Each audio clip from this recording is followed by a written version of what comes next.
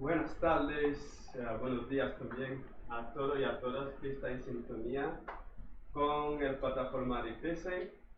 Y hoy es un placer para nosotros recibir el doctor Emmanuel Moupoint, quien nos va a hablar sobre el VIH, SIDA y la migración. Como sabemos, ya desde tiempo remoto, y el tema de VIH y SIDA está muy relacionado con lo que se llama la migración. Como el doctor Emanuel es un médico haitiano que está viviendo acá en Chile, que domina mucho el tema, han participado en varios seminarios, talleres en la comunidad, y él nos va a explicar su punto de vista con argumentos científicos, con argumentos de la calle, para entender un poco mejor ese tema. Si usted es profesional de la salud, si usted es médico, es enfermera o matrona o cualquier líder que quiere saber más del tema, ponga en sintonía y compartir la página para debatir el tema. Esa actividad es live y también es presencial. Tenemos nuestros invitados acá como el doctor Telo, también Aris Guan, que está con nosotros. Y la proyección es posible gracias a NuFocus. NuFocus es un grupo de jóvenes que tiene mucha capacidad para transmitir, para hacer publicidad y para hacer muchas cosas importantes. Y acuérdate que el plataforma PESEN es una plataforma multimedia que está en Play Store, tenemos más de 10.000 descargas, que está en Facebook, que está en Instagram, que está en Twitter, y tenemos nuestra página web que es pesen.cl. Y aquí vamos a pasar el espacio al invitado de honor, a Emmanuel Moupoint, quien nos va a relatar sobre VIH, SIDA y migración. Y vamos a hacer el programa completamente en español, porque tenemos muchos chilenos, muchos brasileños, muchas otras nacionalidades que quieren saber más de eso, y también muchos haitianos que ya dominan bien el español, y para que llegamos a más público. Y bienvenido, Emanuel, un placer recibirle acá. Muchas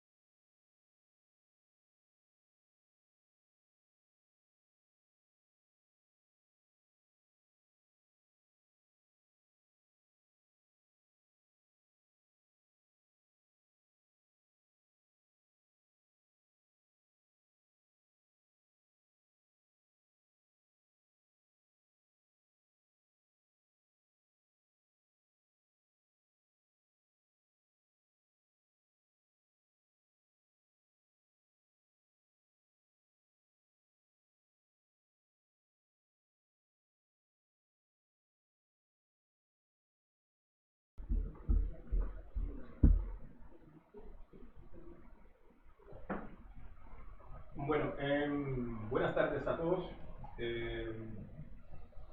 Y quiero aprovechar para agradecer a Markinson, que es el administrador de la plataforma TZ, a los amigos eh, del, del label NoFocus, y también a todos los que están aquí en la sala observando, y los que vinieron también a asistir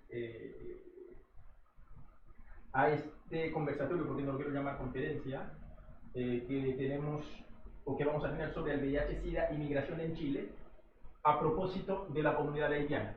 Este es el título que nosotros le pusimos a la presentación.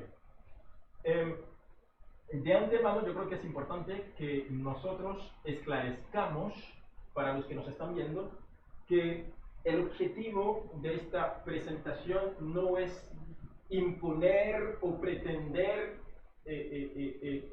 suministrar informaciones o verdades apodícticas, es decir, verdades irrefutables. No, para nada. Obviamente nosotros vamos a tratar de basar lo que vamos a decir durante nuestra pequeña conversación en datos objetivos y objetivables, y también basarnos en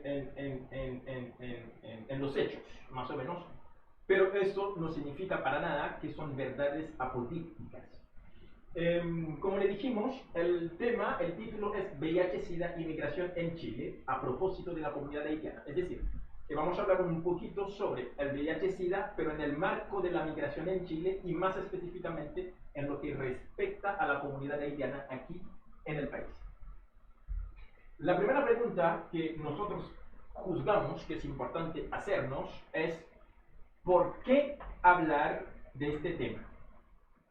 Yo creo que hay muchas razones por las cuales nosotros debemos hablar del tema, pero me quedé solamente con 6 en específico, pero sí yo creo que hay muchísimas más. Y quiero decirle a los que nos están viendo desde la plataforma Tizen o en las redes sociales, Facebook, etcétera, que pueden hacer preguntas. Nosotros al final vamos a intentar contestarlas, y si no tenemos la respuesta, obviamente nos vamos a comprometer en buscar la respuesta o investigar más a fondo. Una de las primeras razones por las cuales nosotros creemos que es importante e imprescindible que nosotros hablemos de ese tema es porque el VIH, mientras más lo ignoramos, más fuerte se pone o se hace.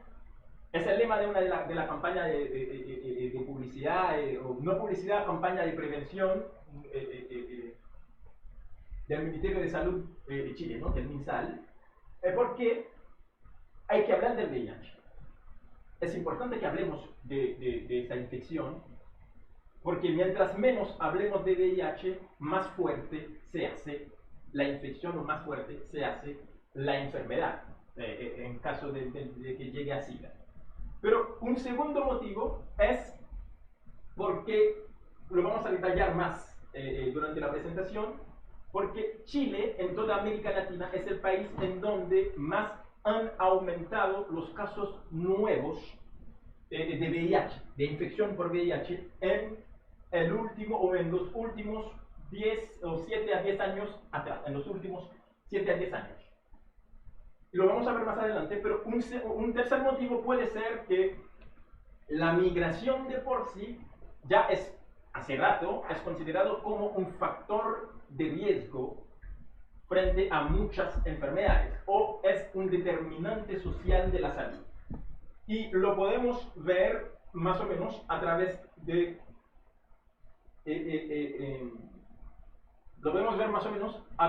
esa imagen.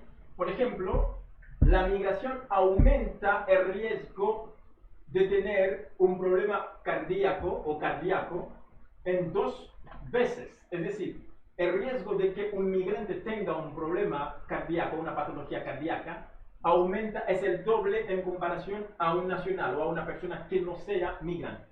O otro ejemplo puede ser que los migrantes tenemos el doble de riesgo de tener un problema emocional y o psicológico, y la realidad no cambia con respecto al VIH-Sida.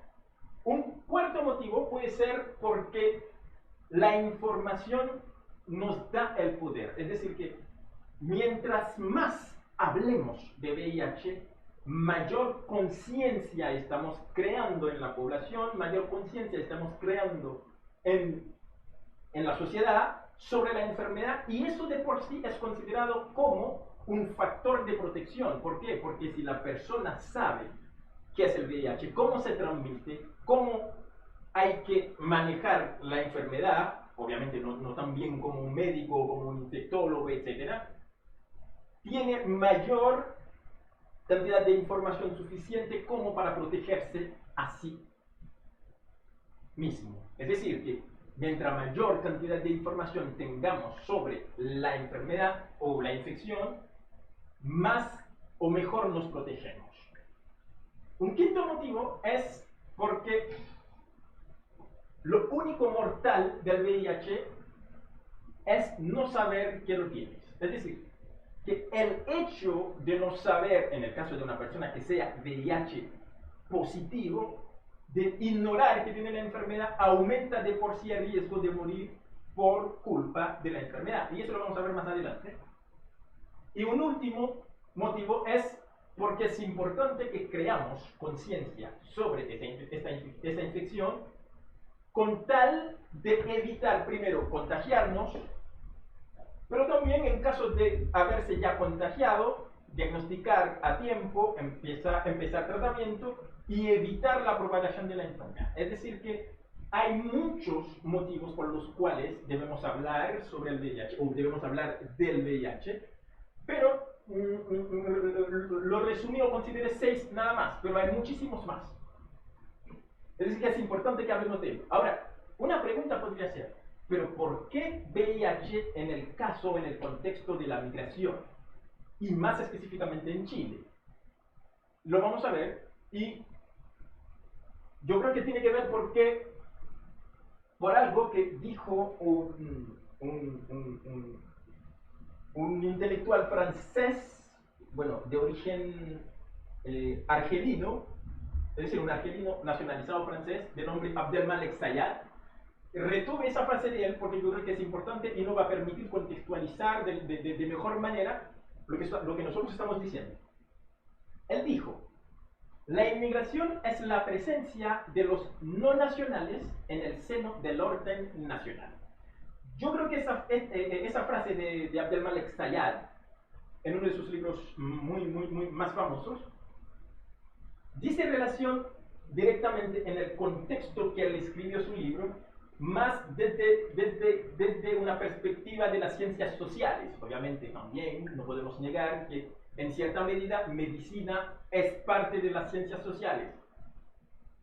Para que me entiendan, no estoy diciendo que medicina es una ciencia social, pero en cierta medida, a gran escala, medicina es parte de las ciencias sociales y eso lo podríamos corroborar a través de una frase que dijo uno de los médicos más famosos que haya tenido la humanidad, quien fue Rudolf Virchow, quien dijo que hacer política es hacer salud pública a gran escala. Pero nosotros queremos contextualizar la frase de Sayad pensando el VIH no solamente como una enfermedad, como un problema clínico, como nosotros solemos decir en medicina, sino también como un problema social, como una enfermedad social. Y considerando que la migración de por sí implica no solamente el hecho de dejar su país y viajar a otro, sino que el viaje no solamente implica, mejor dicho, viajar con su maleta, sino uno viaja con toda su cultura, toda su creencia, todo lo que aprendió, su forma de entender el mundo, y etc. Y su carga de enfermedad también. Y eso creemos que es muy importante y muy relevante al momento de hablar del VIH. No solamente del VIH, pero nos vamos a quedar con el VIH en el contexto de la migración. ¿Por qué? Porque lo vimos anteriormente, la migración aumenta el riesgo de contraer algunas enfermedades, de por sí. Eso no significa necesariamente que el ser migrante implica que tú vas a contraer una enfermedad, eso lo vamos a ver más adelante, sino que es importante considerar que el inmigrante viene de una realidad y viene a querer integrarse a una nueva realidad que muy a menudo no tiene muchas cosas en común con la realidad de su país de procedencia. Voy a tratar de explicar de mejor manera eso. Si nos fijamos acá, vamos a ver, por ejemplo, en el ciclo migratorio, es un poquito más complejo, pero lo resumí así para que nos entendamos mejor. El migrante tiene un punto de salida y un punto de llegada, un punto de destino. Es decir, un país de procedencia y un país de destino. En el país de procedencia, él tiene toda una historia anterior, pero no solamente una historia que tiene que ver con que haya nacido en ese país, sino que haya aprendido valores en ese país, tiene símbolos, haya sido absorbido por símbolos, por creencias, por forma de comportarse, por forma de entender el mundo, por forma de relacionarse con el entorno, que obviamente influyen e influencian las decisiones que él va a tomar, no solamente en salud, sino en todo lo que va a hacer en su vida. Y un país de destino que también tiene su forma tiene su cultura, su forma de entender la realidad de la gente, que tiene sus instituciones, tiene una forma de administrar lo común, una forma de gestionar, de resolver sus problemas y una forma en la que la gente se relaciona entre sí que muchas veces no se parece mucho a la forma o a cómo se hacen o se hacían las cosas en su país de procedencia. Acá quise ponerle esto, y yo creo que es importante que nosotros consideremos dos dimensiones, por lo menos a efecto de lo que nosotros estamos hablando. La dimensión del ser humano que tiene que ver con el yo biológico, es decir, lo que todos tenemos en común, independientemente del país donde hayamos nacido, todos tenemos un corazón, todos tenemos un hígado, todos tenemos unos riñones, bueno, a excepción de alguna persona que por X motivo le hayan extirpado algún riñón, etc. Es decir, que nuestro organismo funciona, podemos decir, en un 99.9% desde el punto de vista biológico de la misma manera. Es decir, en el caso del VIH, por ejemplo, los medicamentos que se usan en Chile, que se usan en Francia, que se usan en Estados Unidos, son los mismos que se usan en Haití. ¿Qué quiere decir con eso? Puede que haya alguna variación entre una persona y otra por una cuestión de, qué sé yo, problemas específicos, alguna enfermedad, alguna patología específica de la persona, pero el conjunto de conocimiento que existe sobre la enfermedad se aplican en todos los países del mundo. Ahora, obviamente, considerando factores culturales, sociales, etc., pero desde un punto de vista clínico es lo mismo. Por ejemplo, el AZT se usa en todos los países del mundo, o cualquier otro tipo de medicamentos, etc., que se usan en el tratamiento del VIH. Es decir, el yo biológico es el mismo en todos, que sea chileno, que sea norteamericano, que sea francés, que sea inglés, etc. Es el mismo. Pero ¿dónde reside, desde mi punto de vista, el problema, sobre todo en el tema que nos compete hoy? Es en el yo biográfico. ¿Qué quiero decir con el yo biográfico? Lo que quiero decir es, la persona, en este caso el migrante, tiene toda una vivencia anterior. Es decir, el migrante no nació al momento de pisar el suelo del país receptor, sino que tiene toda una vivencia anterior, que muchas veces los nacionales o los sistemas, etcétera, tienden a no considerar o a omitir o a olvidar. Por ejemplo, es muy común encontrar que es más fácil para el sistema tratar de hacer que la gente, los inmigrantes, los extranjeros, nos acomodemos al sistema en lugar de tratar de acercar el sistema a nosotros. Yo creo que ahí hay un dilema, porque en cierta medida sí, uno como extranjero debe tratar de acomodar, no acomodar, sino de aprender sobre cómo funciona el sistema, etc. Pero el dilema está en el hecho de que es más fácil acercarse al migrante en el sentido de entender su cosmovisión en salud, cómo entiende la realidad, cómo se relaciona con los demás, a cambiar toda esa vivencia de él anterior y tratar de hacer que nazca de nuevo. Pero obviamente en medio de ambas cosas hace falta tener una zona de consenso. el yo biográfico yo creo que es la parte más interesante en lo que respecta a los problemas o los desafíos a los cuales se enfrenta el sistema en lo que respecta a los migrantes, más específicamente a los migrantes haitianos. Por ejemplo, si hablamos de algunas dimensiones del yo biográfico, podríamos considerar la dimensión sociopolítica, por ejemplo. En el caso de nosotros los haitianos, y lo vamos a ver más adelante, que venimos de un sistema político o sociopolítico que no se parece mucho al sistema que hay aquí en Chile. Es decir, que venimos de una realidad sociopolítica bastante diferente a la realidad sociopolítica chilena. Obviamente hay factores que explicarían todo ello, por ejemplo, nuestra historia, la cultura, etc. Pero sí, esa diferencia es importante, o por lo menos vale la pena considerarla, al momento de querer elaborar política pública en salud tendiente a mejorar el acceso de los migrantes al sistema de salud, o mejorar, por ejemplo, facilitar a que los migrantes haitianos se hagan el test rápido, para ponerle un ejemplo. O también podríamos considerar la dimensión religiosa, por ejemplo, que mucho habla sobre cómo nosotros nos relacionamos con el entorno. Pero vamos a ir avanzando. Y a partir de ahí podríamos poner en el centro del debate, con respecto a lo que estamos hablando en la actualidad, ahora mismo, el metapragmatismo, para decirlo de una manera. Es decir, considerar que el migrante que yo tengo al frente, por ejemplo, el migrante haitiano en este caso, no es solamente el yo biológico que tengo al frente. Incluso el yo biológico representa un porcentaje mucho menor desde mi punto de vista en lo que estamos hablando que el yo biográfico.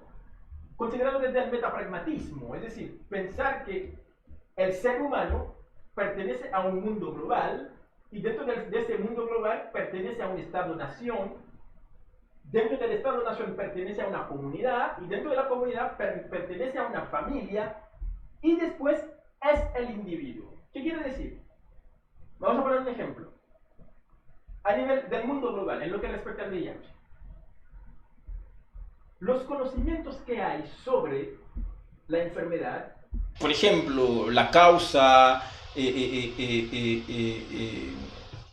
los medicamentos que se usan, las consecuencias que puede tener, etc., son aplicables a todos los países, en todos los países o a todos los países del mundo. Ya lo mencionamos. Pero dentro de cada país o dentro de cada Estado-nación hay características específicas que puede o facilitar la aplicación de esos conocimientos o dificultarlos. Pero dentro del Estado-nación también hay ciertas comunidades que pueden ser o más abiertas a esas medidas, a esos conocimientos, y otras un poquito más cerradas o más reticentes frente a ese tipo de conocimiento. Y dentro de la comunidad hay familia, por ejemplo, una familia, vamos a suponer, que sea testigo de Jehová, para poner un ejemplo, correría menor o casi nula posibilidad de infectarse con el VIH mediante la transfusión sanguínea. ¿Por qué? Porque los testigos de Jehová no aceptan que le transfundan sangre. Es para ponerle un ejemplo. Y también tenemos al individuo de por sí dentro de la familia. Es decir, vamos a suponer que dentro de una familia no se transfunden sangre, pero dentro de esa misma familia hay alguien familia de testigo de Jehová, hay alguien que no sea testigo de Jehová. Y esa persona de forma personal o individual puede tomar la decisión de si me voy a transfundir porque si bien pertenezco a la familia, yo no comparto esa creencia. Era para ponerle un ejemplo. Es decir que además de considerar en el marco del tema de hoy, del VIH y la migración, el yo biológico, que sí es importante, pero lo más importante aún es el yo biográfico, pero entendiendo el yo biográfico no solamente desde el nivel de la comunidad o de la familia o del individuo, sino también del nivel Estado-nación y del mundo global. Pero también yo creo que es importante que consideremos que relevante aún es el hecho de que, si bien todo lo que nosotros dijimos es aplicable a casi todo el mundo, sobre todo a los migrantes en el contexto chileno, pero debemos entender que Chile en los últimos años ha ido pasando por un proceso bastante interesante que se podría resumir en un aumento bastante importante de la cantidad de migrantes que llegan al país. Actualmente se habla de que en Chile habría aproximadamente 1.251.225 migrantes, una cifra aproximativa, lo cual representaría un 6.6% de la población. Y si nosotros nos ponemos a analizar o a comparar la evolución o el comportamiento de la migración en Chile en los últimos 40 años, nos vamos a dar cuenta de lo siguiente. Por ejemplo, en el año 1980, en Chile había un porcentaje de la población en Chile que era migrante, era 1.2%. El año 2000, 1.3%, y del año 2000 hasta el año 2018 aproximadamente, el país ha pasado de tener 1.3 a 6.6%. Y en la actualidad hay gente que dicen que oscilaría el porcentaje entre 7 o 7.5. Pero tendremos que esperar los datos actualizados. Pero nos vamos a quedar con 6.6.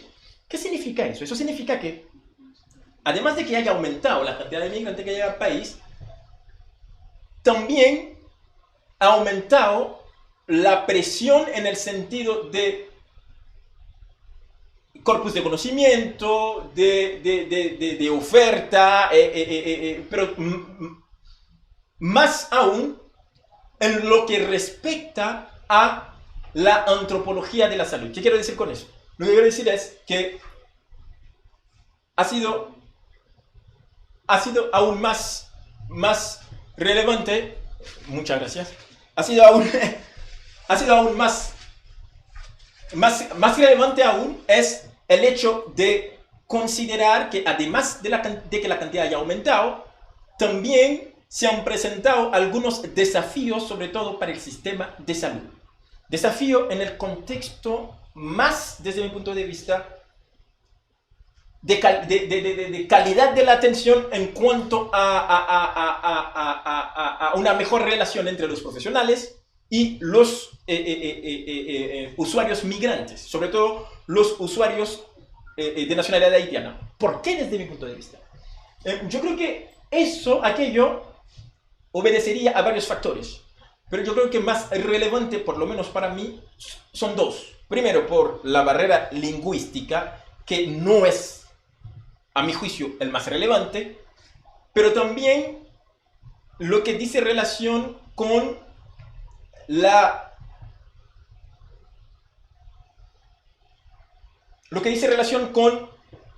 recomendaciones o el funcionamiento del sistema de salud chileno. Es decir, que muchos de nosotros, o la gran mayoría de nosotros, no entendemos realmente cómo funciona el sistema. Es decir, que tendríamos dos grandes grupos de problemas con el sistema o frente al momento de enfrentar o de hacerle frente al sistema. Y también, si nos fijamos que aún más relevante en lo que respecta a la cantidad de inmigrantes, es que del año 2015 nosotros los haitianos hemos pasado de un 3.4% de representar un 3.4% de todos los migrantes que hay en el país a representar un 14.3%. Es decir, que en menos de 3 años hemos pasado de 3% de todos los migrantes a representar un 3% de todos los migrantes que hay en el país a representar un 14.3%. Es decir, que un aumento bastante importante. Es decir, pasamos de ocupar el puesto 7-8 a ocupar el puesto 3, el tercer puesto en cuanto a la cantidad de inmigrantes que hay en el país. Solamente superado por los venezolanos y los peruanos. Pero, ¿qué importancia tiene todo ello en lo que nosotros estamos hablando? Tiene, desde mi punto de vista, varias importancia. La primera diría relación con, al aumentar la cantidad, obviamente, el sistema se ha visto obligado a entender o a tratar de entender o incorporar en el imaginario sanitario chileno nuestra manera a nosotros de entender el fenómeno salud y enfermedad. ¿Qué significa? Significa que al ser que nosotros venimos de un país que ve la realidad de otra manera, que tiene su cultura, que tiene su propia relación o su propio entendimiento sobre el fenómeno salud, enfermedad y atención sanitaria, es decir, que nosotros, en la gran mayoría de las veces, no entendemos la salud de la misma manera como lo entienden los chilenos, y tampoco de la misma manera que de ese mismo entendimiento fue estructurado el sistema de salud chileno. Les voy a poner un ejemplo sencillo. Yo he tenido la oportunidad de hablar con varios compatriotas haitianos que me han dicho que, bueno, mira, yo tengo un problema y el médico me dice que yo tengo que ir al broncopulmonar. Primero, el término broncopulmonar no lo usan en muchos países de Latinoamérica. Hispanohablantes no lo usan, sobre todo en esos países, en la gran mayoría de los países dicen neumólogo o neumología. Y además, en Haití, si uno trataría de traducir broncopulmonar al creol, primero se enfrentaría a dos grandes dificultades. La primera dificultad es que no tiene equivalente en creol, en el sentido de cómo voy a traducir esa especialidad para que el haitiano me entienda. No hay un equivalente en creol. Se podría decir nemolog, pero el problema con decir nemolog, que vendría siendo en realidad la traducción al creol, considerando que el creol es un idioma que se parece muchísimo al francés, es que aún diciéndole nemolog al haitiano, la gran mayoría de nosotros no vamos a entender que es un nemólogo o un neumólogo. ¿Por qué? No porque el término no es entendible en creol, sino porque entender ese término en creol implica tener un nivel educativo, diría yo, por encima del promedio nacional, es decir, del país. ¿Por qué? Porque es un concepto directamente sacado del francés. Es decir, que lo ideal sería decirle al paciente: nosotros te vamos a derivar al médico que se encarga de ver a las personas que tienen problemas relacionados con los pulmones y las vías respiratorias. Es decir, que para traducir desde el español, diría yo chileno, el concepto de broncopulmonar, al creol, en lugar de hacerlo de un término a otro término en dos idiomas diferentes, haría falta hacer la traducción con una frase, partir desde un término en un idioma a una frase en otro idioma. Era para poner un ejemplo. Pero también hay otra dificultad, y si consideramos que los determinantes sociales de la salud son bastante interesantes, bastante relevantes al momento de hablar de esos temas, podríamos decir que, y esa no es una observación que la estamos haciendo nosotros, esa observación la han hecho mucha gente, incluso Jonathan Mann, que fue encargado del programa de VIH de la ONU-SIDA, en el año 1994, llegó a decir que el mejor aliado del VIH es la pobreza y la exclusión social. Y si revisamos y consideramos algunos indicadores o la característica socioeconómica y demográfica de lo haitiano en Chile, podríamos decir que representamos un grupo vulnerable, si me permiten el término, frente al VIH. Pero no por ser haitianos, sino por en la gran mayoría reunir algunos criterios o sociodemográficos y socioeconómicos que nos exponen más a la enfermedad. Es decir, para que me explique, para que me entiendan, yo no quiero que malinterpreten lo que estoy diciendo. Lo que estoy diciendo es, la vulnerabilidad en este caso no se relaciona con la nacionalidad en sí, sino que se relaciona con la condición socioeconómica de la comunidad haitiana en Chile, es decir, con respecto al poder adquisitivo, a la exclusión social, podríamos decirlo, y también a características específicas o culturales, religiosas, etcétera, que nos harían más vulnerables frente a la enfermedad. No es que nosotros lo tendríamos más, sino que seríamos más vulnerables, es decir, tendríamos mayor probabilidad de infectarnos, pero eso no es propio a la comunidad haitiana. Y vamos a ver que cualquier comunidad o cualquier persona o cualquier grupo de personas que se encuentre en un nivel por debajo de la línea de pobreza, en el sentido, no estoy diciendo que la comunidad haitiana se encuentra por debajo de la línea de pobreza, pero cualquier comunidad que se encuentra por debajo de la línea de la pobreza o en la línea de la pobreza o comunidad excluida socialmente, tiene un mayor riesgo o se torna más vulnerable frente a la enfermedad. Y eso lo vamos a ver más adelante. Pero si revisamos la característica en promedio de la comunidad haitiana, nos vamos a dar cuenta de dos cosas. Pero primero, según los datos específicos, según los datos oficiales, en Chile vivirían aproximadamente 179.338 haitianos. Obviamente alguien me va a decir, bueno, ¿por qué tan específico? Obviamente es un dato estimativo, es una cantidad estimativa, no es en realidad la cantidad que... Es decir, aproximadamente 200.000 haitianos. Pero ¿qué características reúnen los haitianos en Chile? Según los datos oficiales. Primero quiero enfocarme en algunos datos sociodemográficos. Por ejemplo, 86.4%, es decir, 86% de los haitianos viven en la región metropolitana. Son datos hasta final del 2018. Probablemente la cosa haya cambiado, porque obviamente es muy común en el proceso migratorio que los migrantes, mientras vaya pasando el tiempo, se van diseminando en el territorio. Probablemente en la actualidad esa cantidad no es tal como 86, sino que haya disminuido. Tenemos una razón hombre-mujer de 2:1, es decir, que en Chile, en la comunidad haitiana, por cada mujer hay 2 hombres. Si se fijan, es una de las pocas comunidades migrantes en Chile, si no es la única, que tiene más hombres que mujeres. Porque la migración en Chile se ha ido feminizando a tal punto que hay ligeramente más mujeres migrantes que hombres migrantes. Pero en la comunidad haitiana es al revés. Por cada mujer hay 2 migrantes. Otra característica es que la edad promedio de los migrantes haitianos en el país es de 30.2 años. Es decir, que son datos del INE, representaríamos la comunidad más joven, la comunidad migrante más joven que hay en el país. Que para el país pasaría a ser una ventaja, sobre todo si lo analizamos desde el contexto de que la población está envejeciendo, etc. Bueno, es tema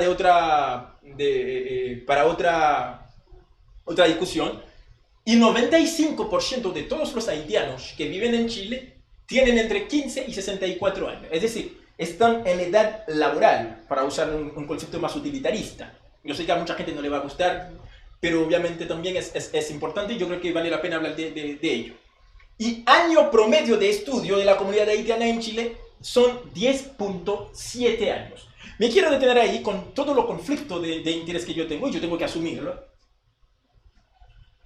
La migración casi siempre viene acompañada de muchos mitos. Y es muy común escuchar a los nacionales usar como argumento que no, lo que pasa es que los migrantes tienen un nivel educativo muy bajo al momento de querer refutar o criticar o expresar su aversión a la migración.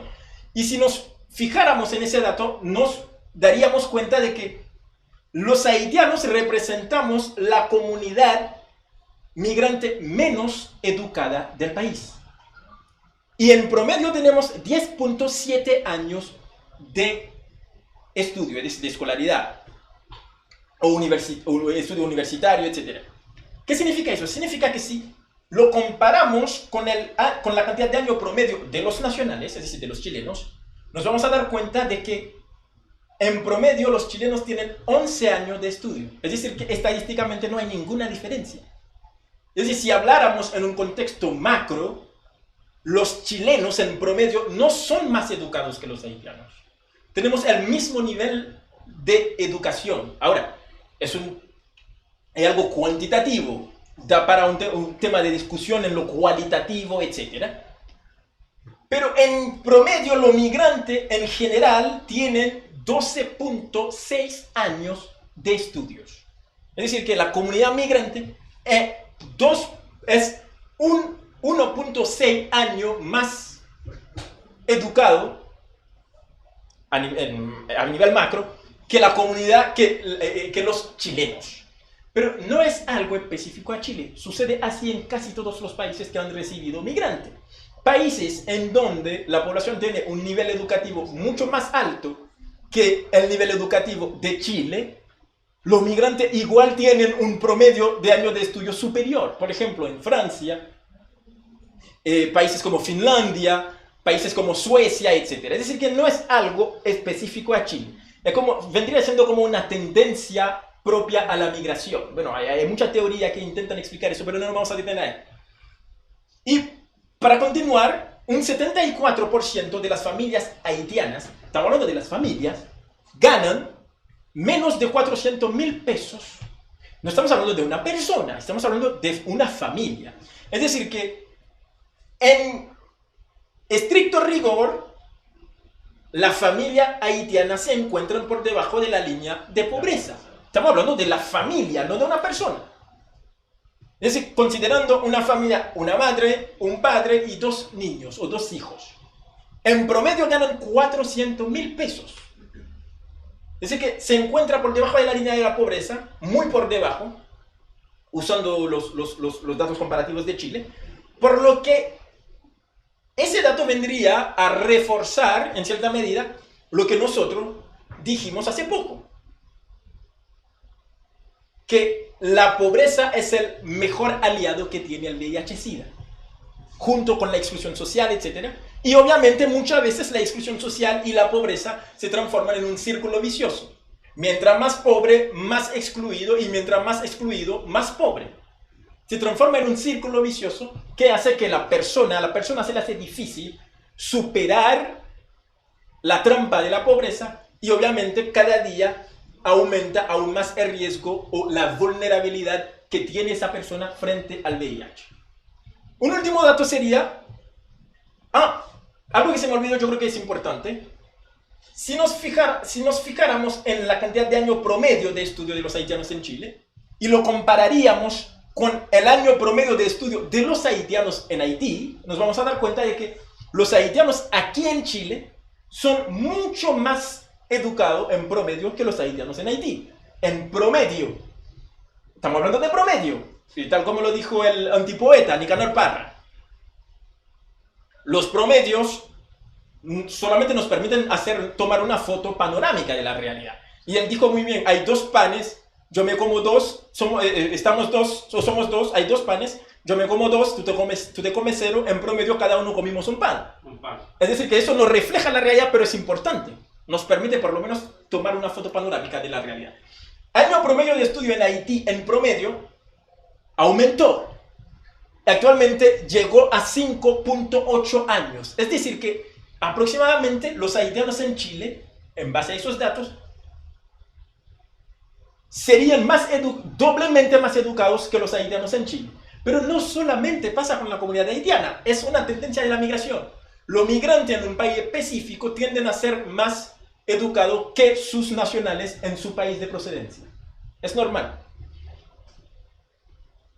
23.6% de la comunidad haitiana en Chile tiene nivel superior. ¿Qué significa eso? Eso significa que la comunidad haitiana aquí en Chile supera por crece el promedio nacional en Haití. Porque ese dato en Haití no supera el 5%. 23.6%, nada más. Y otro dato muy, muy interesante. Fíjense que venimos a hablar de VIH, obviamente de la migración haitiana. Es importante que consideremos esos datos porque son relevantes y nos va a permitir entender de mejor manera lo que está sucediendo con la comunidad y permitirnos también abordar los factores de riesgo, algunas estrategias, etc. la paridad media de las mujeres haitianas en Chile es de 1.2. La misma que tienen las mujeres chilenas. No estoy hablando de índice de natalidad. Estamos hablando de paridad media. Quiero detenerme un poquito ahí. Y vuelvo y lo repito.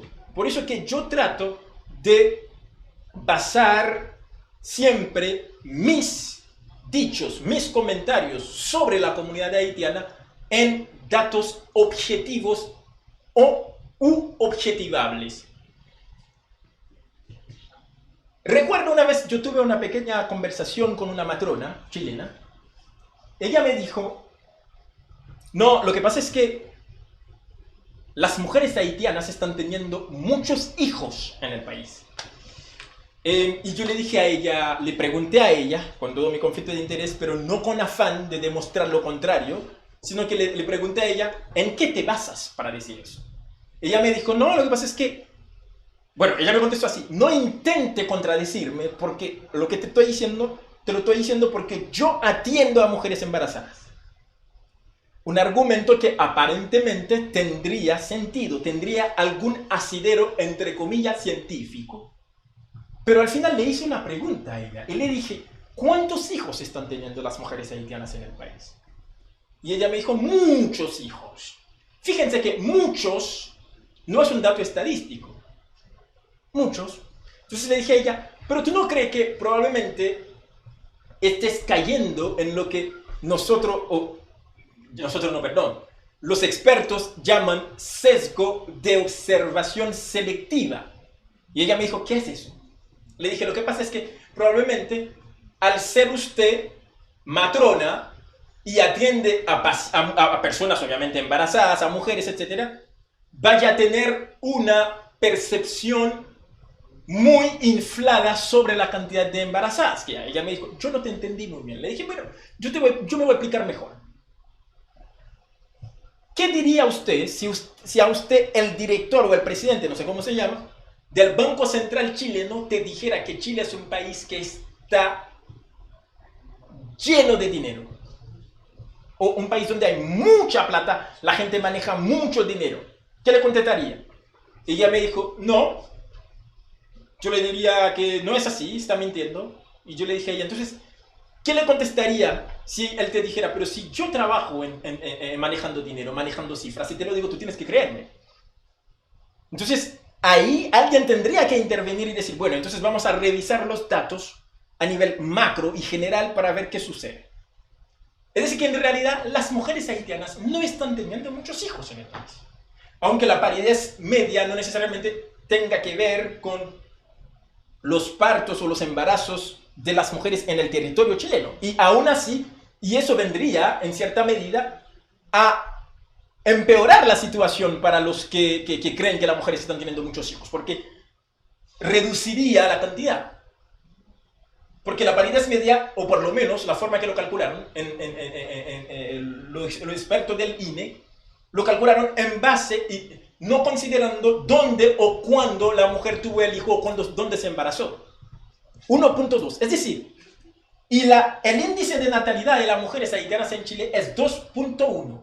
¿Qué significa? Eso significa que las mujeres haitianas en Chile están teniendo hijos a una velocidad que solamente garantiza el recambio poblacional. Es decir, que debería de ya estar preocupándole a las autoridades chilenas el hecho de que las mujeres haitianas, como suele suceder con la migración, ya están adoptando el comportamiento, permíteme entre comillas, gestacional de las chilenas.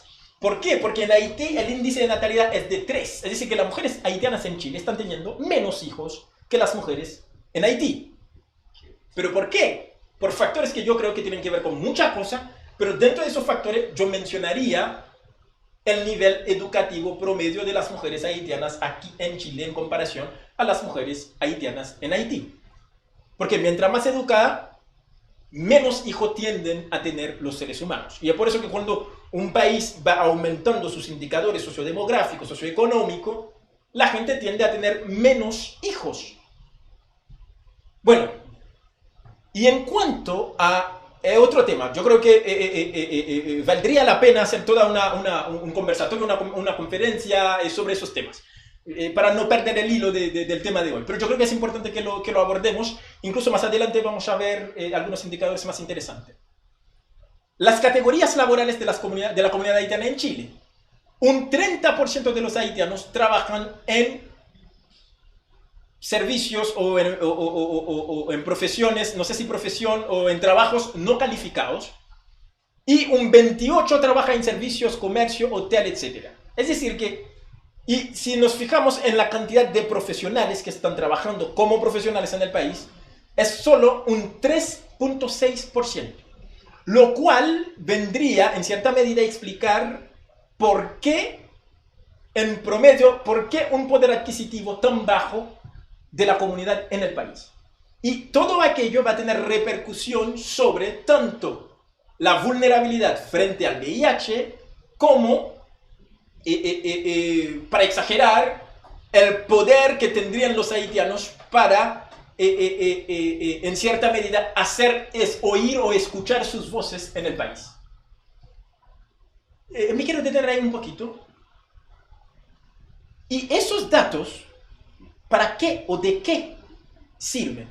Sirven para por lo menos nosotros hacernos una idea general del grado de vulnerabilidad, obviamente eso ameritaría estudios en profundidad, etcétera, de la comunidad frente al VIH. Pero vamos a ir avanzando. Yo creo que hay otro factor también que, además de lo que nosotros vimos, con respecto al VIH, que es relevante considerar, sobre todo en el contexto puntual de Haití y Chile, en lo que respecta al VIH, que es lo que dice relación con la historia de la enfermedad en ambos países. No nos vamos a detener a hablar mucho sobre la historia, incluso yo no creo tener suficiente conocimiento para hablar demasiado sobre la historia del VIH, y sobre todo aquí en Chile. Pero yo creo que es importante y relevante. ¿Por qué? Porque eso nos permitiría, por lo menos en el caso haitiano, abordar o aprender la realidad o inferir posibles comportamientos de la comunidad haitiana, por lo menos en el corto y mediano plazo, frente a la patología, o frente a la infección, perdón. Primero, veamos. Hay dos libros, a mi juicio, muy, muy importantes, que hablan o que versan sobre la historia del VIH en el mundo. Uno escrito por un canadiense, el doctor Jacques Pepin, que es un infectólogo canadiense, que hizo un trabajo muy importante, muy interesante de investigación sobre la historia de la enfermedad, etc. Pero también hay otro de Mirko Kmek. Él es, bueno, ni siquiera puedo pronunciar bien el nombre porque es croata, pero se nacionalizó francés. Ya falleció, pero el otro, el doctor Jacques Pepin, el canadiense, está vivo todavía, que relata con una cierta objetividad la evolución o la historia del VIH, que yo creo que es importante considerar para entender dónde se ubica Haití. Bueno, estoy tomando agua para hidratarme. ¿Dónde se ubica Haití históricamente en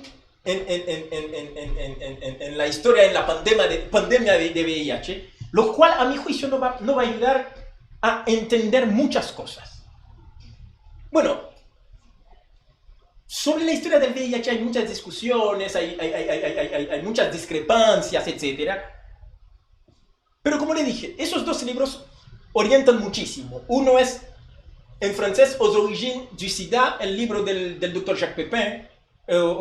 Podríamos intentar traducirlo porque hay que tener mucho cuidado al momento de traducir los títulos de los libros de un país a otro, como de los orígenes del SIDA, en español. Y el de Mirko Kmek, Historia del SIDA. Fíjense, casi todos los investigadores, los médicos historiadores o no sé, que han investigado el VIH, se han puesto de acuerdo sobre que la enfermedad nació en África, más específicamente entre dos países, Camerún y la República del Congo, antiguamente llamada Leopoldville. por el rey de Bélgica, etcétera, que colonizó Congo, etcétera. Y se cree que de ahí, de la República del Congo, la enfermedad se diseminó o se propagó al mundo entero. Pero ¿por qué? ¿Y qué tendría que ver Haití directamente en eso? Haití tiene que ver en eso en varios aspectos. Primero, por un aspecto que dice relación de forma muy específica en una, no sé si llamarlo guerra, o una pelea, o una discusión intelectual sobre los orígenes del VIH, o cómo llegó la enfermedad a Estados Unidos entre los norteamericanos y los haitianos. Los haitianos que me están viendo ahora, y que nacieron, que son más o menos de mi misma generación o un poquito anterior, nacieron en la generación anterior, se acordarán de una canción que hizo un cantante haitiano, fallecido lamentablemente, de nombre Ainsi de Rose, que es, el título es FDA ou Enragé. Mucho habíamos visto el video, mucho habíamos escuchado la canción, pero yo creo que también muchos de nosotros no entendimos o no entendemos el porqué de esa canción. Y voy a tratar de explicarlo en cierta medida. Los primeros casos de VIH en el mundo fueron registrados en Estados Unidos. Vamos a ubicarlo más o menos entre septiembre del 1980, agosto o julio, más específicamente, del 1981. Y fueron detectados en personas homosexuales. Es decir, en ese lapso de tiempo fueron detectados 109 casos. De ellos, un 90% se dieron en hombres homosexuales. ¿Qué significa eso? Eso significa que la primera hipótesis de los expertos del CDC de Estados Unidos fue decir, bueno, entonces es una enfermedad que afecta solamente a los homosexuales. Incluso los primeros casos, los 5 primeros casos, todos los pacientes fueron homosexuales. Ellos agregaron como factor de riesgo una primera H.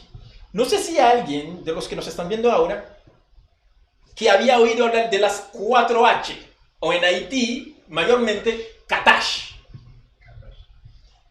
Katash es el nombre con el cual se identificaba a las personas VIH positiva en Haití en los años 84, 85, 86, incluso en los años 90, por lo menos hasta 92, 93. La primera H. ¿Por qué? Porque los norteamericanos dijeron, bueno, entonces si todos son homosexuales, vamos a poner como factor de riesgo para la enfermedad homosexual. Primera H. Después empezaron a llegar pacientes con la misma patología que ellos atribuían al VIH. Bueno, en esa época no se llamaba VIH, porque no lo habían identificado todavía. Y se dieron cuenta de que son personas que sufrían de una patología que ameritaba transfusión sanguínea, que era la hemofilia. Entonces ellos agregaron una segunda H, 2H, como factor de riesgo. Ellos dijeron, bueno, entonces los homosexuales son los que tienen la enfermedad, ahora estamos recibiendo personas que tienen hemofilia, que recibieron transfusión sanguínea. Por lo tanto, planteemos que esos son 2 factores de riesgo para adquirir esa enfermedad nueva. Pero al inicio ellos dijeron, bueno, si los homosexuales, que lo primero que recibimos, los primeros pacientes eran homosexuales, y todos ellos vivían en 2 estados específicos, California y Nueva York, y New York, perdón, dijeron, probablemente la causa de la enfermedad sea un agente infeccioso, es decir, una bacteria, un microbio, no una bacteria, un microbio. Segunda H, hemofilia. Y empezaron también a darse cuenta de que también empezaron a llegar otro grupo de pacientes con la misma característica, la misma enfermedad, que eran personas que usaban drogas por vía parenteral, por las venas, que se drogaban por las venas. Y dijeron, bueno, entonces los heroinómanos también, ser heroinómano también es un factor de riesgo, porque ellos inyectaban heroína por la vena. Agregaron una tercera H, llaman 3H. Y al final de los 80, aproximadamente a partir de los 87, etc., empezaron a darse cuenta, a detectar algunos casos de la patología de esa enfermedad, los mismos casos, en pacientes haitianos que habían llegado al estado de la Florida, más específicamente en Miami. Y ellos dijeron, entonces, vamos a agregar una cuarta H como haitiano. Es decir, que al inicio, nosotros, como haitianos, fuimos considerados por lo norteamericano como un grupo de riesgo frente a la enfermedad nueva. Imagínense, una enfermedad nueva, nadie sabe cuál es la causa de esa enfermedad y te incluyen a ti o a tu grupo o a tu nacionalidad como grupo de riesgo. Entonces, ¿qué pasa? La gente empieza a, obviamente, no relacionarse con los haitianos, a huirle a los haitianos, etcétera, en Miami, en Estados Unidos. Y los haitianos empezaron, o nosotros empezamos, a rebelarnos, a hacer marcha, a acusar al CDC. Bueno, en realidad fue en el año 83, dijo 87, etcétera, fue específicamente en el año 83. Cuando en febrero del 83, cuando el CDC incluyó a los haitianos como grupo de riesgo, impidió y prohibió la compra de sangre que venían de Haití a Estados Unidos para transfusión sanguínea, etc. Y eso provocó que los años 81, 82, eso provocó que los médicos haitianos empezaran a investigar sobre la enfermedad con tal de demostrar que la enfermedad no llegó a Estados Unidos vía los haitianos, sino es todo lo contrario. Y ellos empezaron a investigar más específicamente y fue, diría yo, gracias a esa acusación, porque muchos médicos norteamericanos, sobre todo Michael Wallaby, expertos, etc., acusaron directamente a Haití de ser el país desde donde ingresó la enfermedad a Estados Unidos. Y los médicos haitianos se pusieron a investigar qué pasa. ¿Por qué nos acusan a nosotros? ¿Será verdad? ¿O qué es lo que está pasando? Y gracias a todo ello, digo gracias, se creó en mayo del 1982 el primer laboratorio de investigación, el primer laboratorio oficial dedicado específicamente a eso, de investigación sobre el sarcoma de Kaposi y las otras enfermedades infecciosas relacionadas con la infección por el VIH en Haití, que se llama GESCIO, que todavía existe allá, Grupo Haitiano de Estudio del Sarcoma de Kaposi y de las Infecciones Oportunistas. ¿Por qué me estoy deteniendo un poquito sobre ello? Porque necesito que entendamos la relación que nosotros los haitianos, desde un punto de vista histórico y cultural, tenemos con el VIH. Y esos expertos haitianos, sobre todo el doctor Lyoto, el doctor Pap, que fueron patólogos o anatomopatólogos haitianos, dermatólogos, infectólogos, etc., empezaron a investigar. Y ellos retrocedieron en el tiempo y se dieron cuenta de que, si bien los primeros casos de VIH propiamente dicho fueron diagnosticados en Haití en los años a final de los 82, inicio de 83, el primer paciente no diagnosticado como tal, pero que tuvo una enfermedad muy parecida al VIH de aquel momento, fue un paciente que atendieron en el hospital Albert Schweitzer de Haití, que presentó un cuadro de convulsión que al final, en los estudios post-mortem, se dieron cuenta de que el paciente tenía una infección oportunista en el cerebro que solamente las personas, o las personas que tienen el sistema de defensa del cuerpo muy débil, presentaban, y además el paciente llegó con sarcoma de Kaposi, que son dos patologías muy comunes en los pacientes con SIDA y con un grado de debilidad del sistema inmune muy bajo.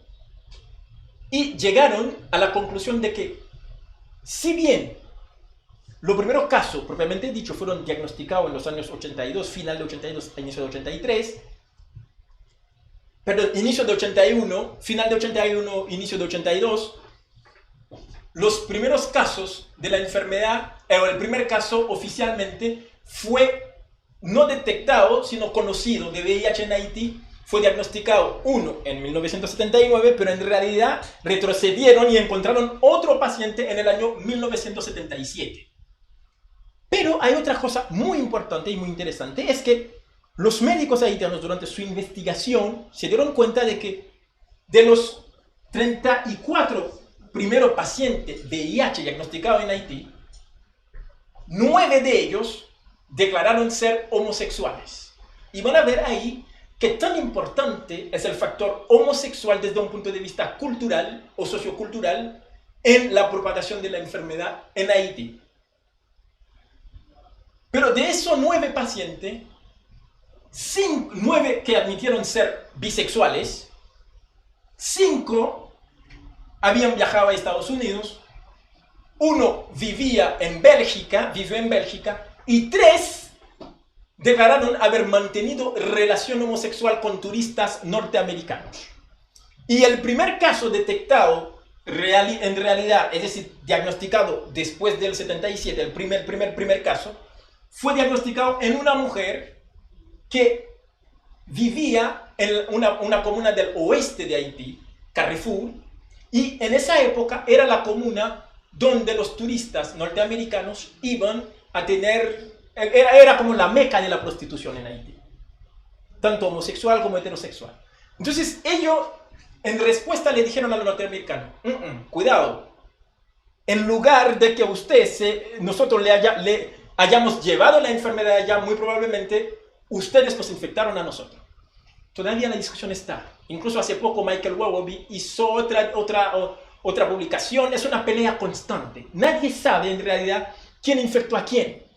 Pero hay 2 datos importantes. En un estudio retrospectivo hecho en Estados Unidos, los norteamericanos se dieron cuenta de que en realidad el primer paciente VIH positivo de Estados Unidos fue diagnosticado no como VIH, porque en aquel momento no existía como tal la enfermedad. Es un paciente de 15 años, de nombre Robert Rayford, que presentó un cuadro muy parecido al cuadro que presentaron los homosexuales, y ese paciente admitió ser homosexual y prostituto, entre comillas, o trabajador sexual. Entonces los haitianos dijeron, ven, el caso más antiguo de nosotros lo descubrimos, fue diagnosticado en el 1977. Y el más antiguo de ustedes, 1969. Es decir, que el virus llegó primero a su país que a Haití. Y además hay un marino noruego que era homosexual también, que vivió un tiempo, o durante un tiempo estuvo en Nueva York, y al final fue diagnosticado de VIH en Noruega, murió, etc. Pero todavía es una discusión que está. Pero ¿por qué es importante todo eso lo que nosotros explicamos? Yo creo que eso en cierta medida configuró nuestra relación como sociedad, me estoy refiriendo a nosotros los haitianos, frente al VIH. Y eso ha provocado un problema en la sociedad haitiana, desde mi punto de vista, que es lo contrario de lo que muchos expertos chilenos dicen ha ido pasando en Chile durante los últimos años. En Haití tendemos a relacionar el VIH-Sida con la muerte. En Chile también era así al inicio. Pero todavía nosotros seguimos relacionándolo con la muerte. Es decir, que el haitiano te dice que es VIH positivo o tiene SIDA. Incluso está prohibido culturalmente decir eso. Es muy difícil que un haitiano VIH positivo te lo vaya a decir. Lo relaciona directamente con que te vas a morir. Cuando en el caso de Chile los expertos dicen que los pacientes, uno de los problemas, uno de los factores que ha hecho, uno dentro de los factores, de muchos factores según ellos, que ha hecho que la enfermedad ha ido aumentando en Chile es porque los chilenos se han ido acostumbrando con que es algo positivo en cuanto al nivel de conocimiento de la población, con que la enfermedad ya no es sinónimo de muerte. O sea, no es el sinónimo de muerte, es una hipótesis, según los expertos. Mucha gente dice, bueno, no importa, si me enfermo de VIH, tomo mi medicamento, voy a vivir mi vida igual. Tiene su lado positivo. ¿Por qué? Porque la gente sabe que ya está informado, sabe lo que tiene que hacer, en qué momento hacerlo. Pero tiene su lado negativo, en el sentido de que la gente ya dice, bueno, entonces no tengo por qué cuidarme, si no me voy a morir de eso. Pero también, por el otro lado, para no abundar demasiado en el asunto de la historia, En Chile, los primeros casos, Raimundo, Ramírez, etc., el primer caso les fue diagnosticado en el año 1984, etc.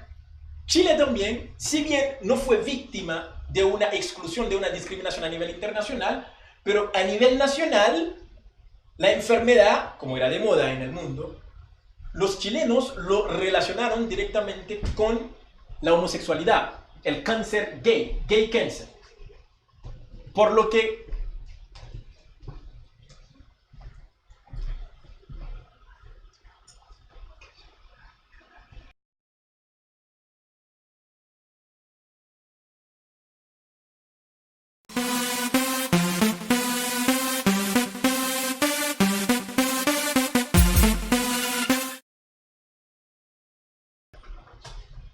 entonces, lo relacionan directamente con la homosexualidad, como era de moda. Y el título, cuando murió el primer paciente en el 84, si no me equivoco, aquí en Chile, en agosto del 84, el título que salió en los periódicos, o en la primera página, en la portada de los periódicos, fue "Murió el paciente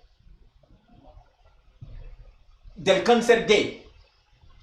Lo cual significa que, si bien el país nunca fue víctima de una discriminación a nivel internacional, pero dentro de la sociedad hubo una cierta discriminación hacia un grupo en específico. Incluso, si no me equivoco, el que fue ministro de Sanidad o de Salud en aquella época en Chile, el señor Bunting, dijo que no se preocupen, se supone, según él, para calmar a la población, no según él, desde mi punto de vista, dijo que no se preocupen, Chile es un país decente, esa enfermedad no va a llegar acá. Es decir, que esa misma sensación de que no soy vulnerable porque tengo algo especial, por eso que yo al inicio mencioné lo de la exclusión social y lo del VIH como enfermedad social. Es como, lo mismo pasó con los norteamericanos. Ellos, como había una cierta sensación de que somos tan buenos como nación, somos tan superior, tan especial, que esa enfermedad no va a tocar a nosotros. Sí, pero él tiene esa enfermedad, es chileno, pero acuérdense de que como que es gay. Es como una cierta especie de discriminación, como que para depurar o para purificar el cuerpo social de la nación, si lo podría llamar así.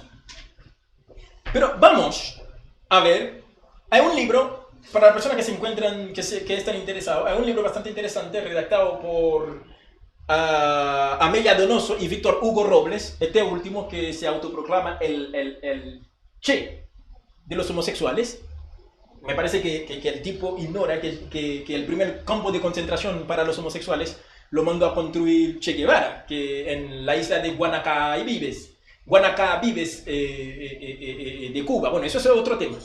Y también otro libro que habla mucho sobre la historia del VIH en Haití es un libro escrito por el médico norteamericano Paul Farmer, SIDA en Haití, la víctima accusée. La versión original en inglés es AIDS and Accusations. Para las personas que tendrían algún interés en el tema. Pero vamos a ir avanzando. Ahora, no quiero entrar directamente en qué es el VIH o el SIDA. A esta altura yo creo que la gran mayoría de las personas saben qué es el VIH, que es el virus que produce la infección, pero sí es importante diferenciar ser VIH positivo de tener SIDA. ¿Por qué? Porque ser VIH positivo es la infección, es decir, que detectaron y confirmaron en mi sangre la presencia del virus. Tener SIDA es estar en cierta medida en la etapa final, pero no quiero decir final porque tú puedes llegar a la etapa SIDA y después ser diagnosticado a tiempo, tomar tus medicamentos y regresar a la etapa de infección. Es decir, que tener VIH o ser positivo al VIH no necesariamente significa tener SIDA, que es otra cosa. Tener SIDA, si bien SIDA es la etapa final de la infección, pero tener la infección no implica tener SIDA. Eso hay que diferenciarlo muy bien. Yo quiero detenerme acá en las vías de transmisión del VIH. ¿Por qué? Si se fijan, yo he hablado más de cosas que tienen que ver con, diría yo entre comillas, lo social que lo clínico del VIH. La transmisión puede hacerse por vía sexual, por vía sanguínea, por sangre, vía parenteral, o por vía materna, que también en cierta medida tiene que ver con la vía parenteral. Vía sexual, nos vamos a dar cuenta de algo, y yo creo que es importante e interesante que nosotros hablemos de eso. Me parece que vale la pena que nosotros consideremos que no necesariamente si una persona tiene relación sexual con una persona VIH positivo o positiva, vaya a infectarse de VIH. Eso es un dato que es importante explicarlo para que la gente no se confunda. Y yo creo que es importante decirlo y tratar de explicarlo. Si fuera tal, habría muchísimas más personas en el mundo VIH positiva que lo que hay ahora. Ahora, según la OMS, habría 37.9 millones de personas infectadas en el mundo entero. ¿Qué significa eso? Eso vamos a explicarlo abajo. Pero también es importante que entendamos que, si bien esa en general son las tres vías de transmisión, como uno puede infectarse con el virus, que nosotros especifiquemos o esclarezcamos que la vía más segura, permítanme el adjetivo, de infectarse por el VIH es la transfusión sanguínea o el trasplante de un órgano. Es decir, que si a ti te transfunden con sangre infectada por el VIH, seguramente te vas a infectar. En un 100%, no quiere decir 100%, 99.9%, casi un 100%. Pero la suerte que tenemos es que esa vía ya, podríamos decir, está erradicada. ¿Por qué? Por los avances en medicina, los exámenes que le hacen a la gente, la sensibilidad de los tests, etc. Antes de a los donantes de sangre. Pero ojo, y yo creo que ahí hay un tema que nosotros necesitamos aclarar para evitar confusiones. Muchas veces la gente dice que el VIH, incluso al inicio, es una enfermedad que se relaciona directamente con la homosexualidad. Yo creo que es un error y la tendencia ha ido demostrando que las personas o la enfermedad ha ido afectando, o la cantidad de heterosexuales que se han ido infectando ha ido en aumento. Si bien los primeros casos fueron detectados en los homosexuales y en muchos países del mundo, sobre todo en Chile, la mayor cantidad de casos se registran en personas homosexuales o bisexuales, sobre todo hombres que tienen sexo con hombre. La cantidad de heterosexuales que se han ido infectando ha ido aumentando. Ahora, ¿cuál es la posibilidad, el riesgo de que un homosexual se infecte con el virus teniendo relaciones con una persona infectada en comparación a un heterosexual? Vamos a ir más rápido. Ahí vemos que después de la transfusión, del trasplante de órganos, la vía de infección más riesgosa es el coito anal. Es decir, en una relación homosexual entre dos hombres, el riesgo de que el hombre que reciba la penetración, si su pareja tiene el virus en sangre, puede llegar hasta un 3%. ¿Qué significa eso? Eso significa que, para que me entiendan más o menos, si esa persona tuviera relación 100 veces con, es decir, el hombre que recibe la penetración, 100 veces con su pareja VIH positivo, de esas 100 veces se infectaría 3 veces. Uno diría, bueno, entonces es muy bajo. Pero el problema es que nadie sabe en qué momento puede ocurrir. Por lo que lo más importante es siempre protegerse, siempre usar el condón y siempre tomar las precauciones del lugar. Y en el caso, el segundo tipo de relación o vía de transmisión más frecuente o más riesgoso, mejor dicho, vendría siendo el coito vaginal. Es decir, que la mujer en una relación con un hombre VIH positivo. Es decir, que es más probable que un hombre VIH positivo le transmita la infección a una mujer que una mujer VIH positiva le transmita la infección a un hombre no VIH positivo. Me explico. En una relación sexual entre un hombre VIH positivo y una mujer no VIH positivo, sin protección obviamente, sin condón, el riesgo de que el hombre VIH positivo infecte a la mujer que no es VIH positiva llega hasta un 0.2%. Y si se fijan, en el caso de un hombre VIH negativo que penetre a una mujer VIH positiva, el riesgo es solamente de un 0.06. ¿Qué significaría eso? Eso significaría que el riesgo de que una mujer VIH positiva infecte a un hombre VIH negativo durante una relación sexual sin protección, sin condón, es 300 veces aproximadamente inferior al riesgo de que un hombre, 300%, perdón, inferior al riesgo de que un hombre VIH positivo infecte a una mujer. Bueno, como que es un video, va a estar en las redes sociales, no quiero detenerme mucho ahí, pero necesito que si tienen algún, y pueden preguntar también, que lo revisen, que lo escuchen de nuevo. ¿Y cuál es el tipo de relación sexual menos riesgoso? El sexo oral. Es el menos riesgoso, pero igual existe un riesgo. Pero, ¿qué hacemos frente tanto a todo eso que explicamos? ¿Y qué hacemos con el paciente migrante en el sentido de, por ejemplo, en el contexto del migrante haitiano? Veamos algo. La OMS habla de los 390. ¿Los 390 qué significa? Significa que la OMS, la Organización Mundial de la Salud, se ha propuesto objetivos con el VIH, porque el objetivo es erradicar la enfermedad.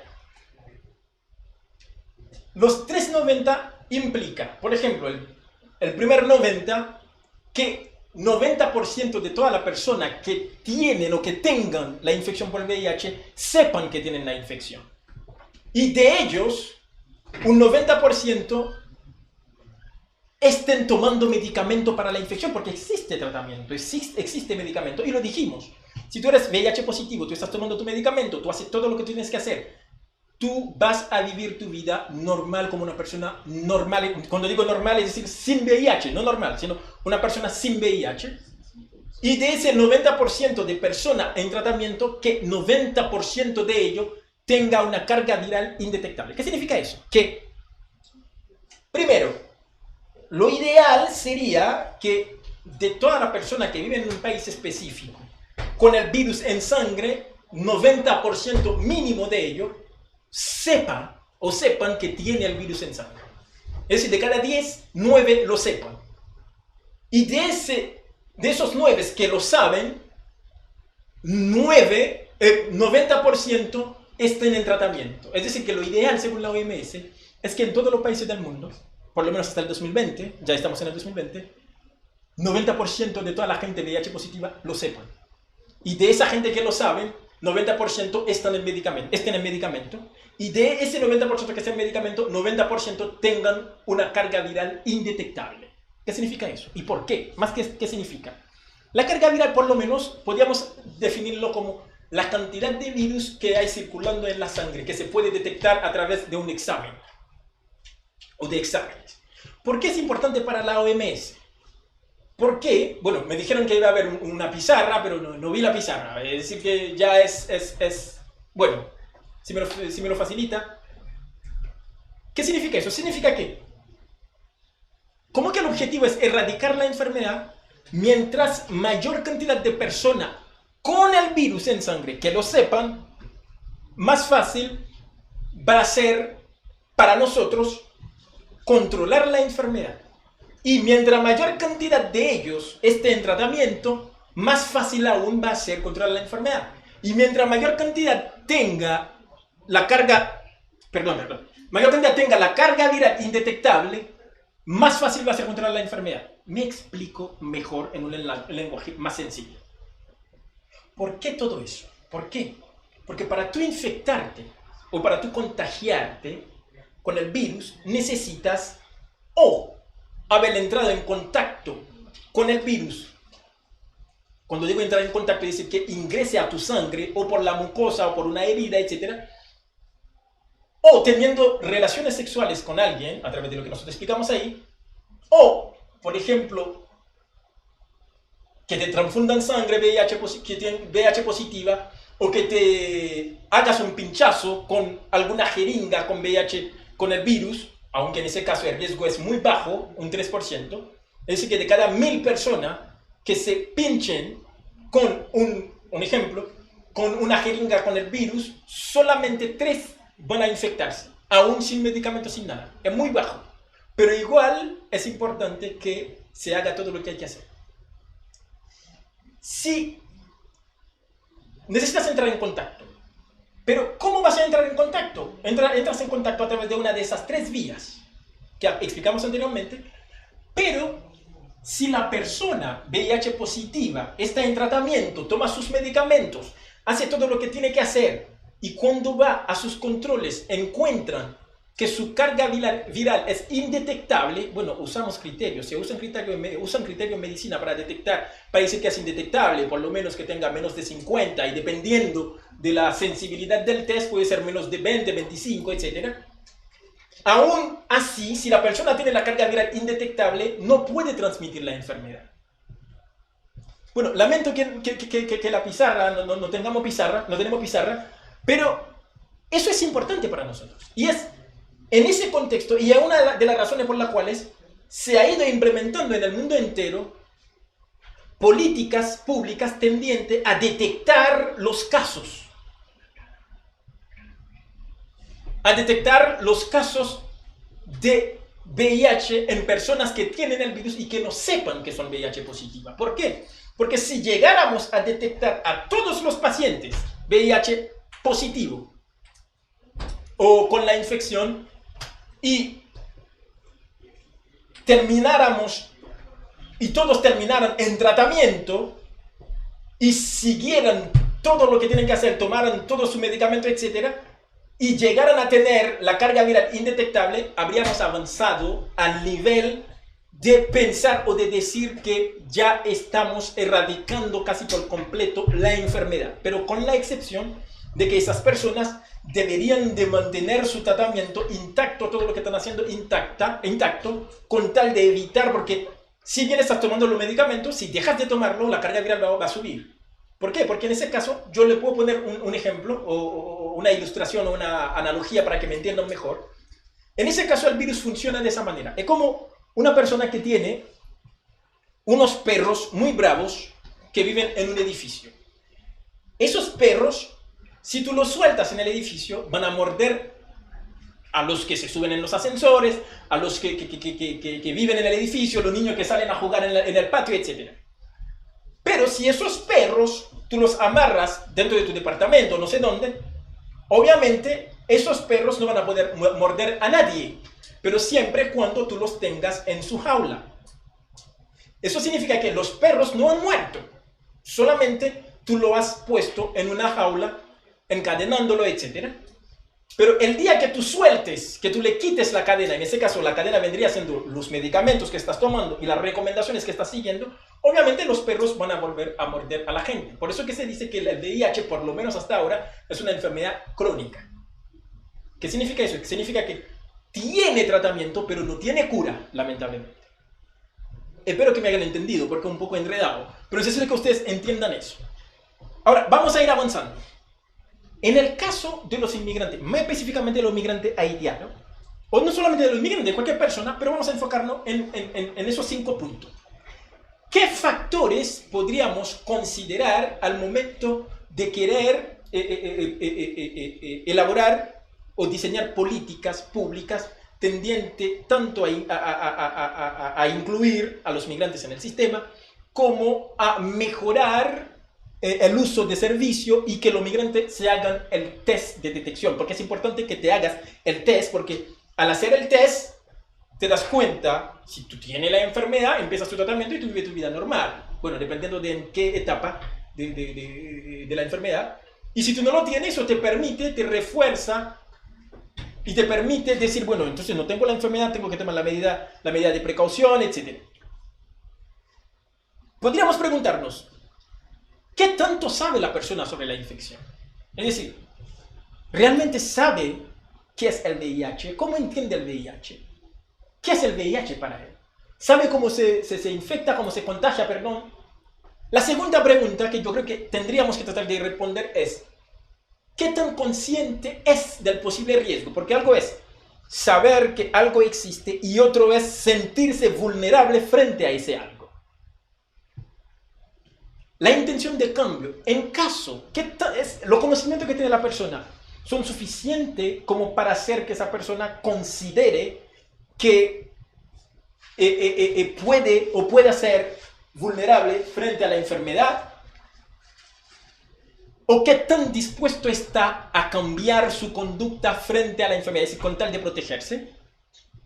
La cuarta pregunta vendría siendo, ¿vale la pena formular un propósito? Es decir, que en el caso de esa persona puntual o de esa comunidad en específico, ¿vale la pena formular un propósito, un designio o una voluntad de cambiar algo en su comportamiento, en ese caso de la persona?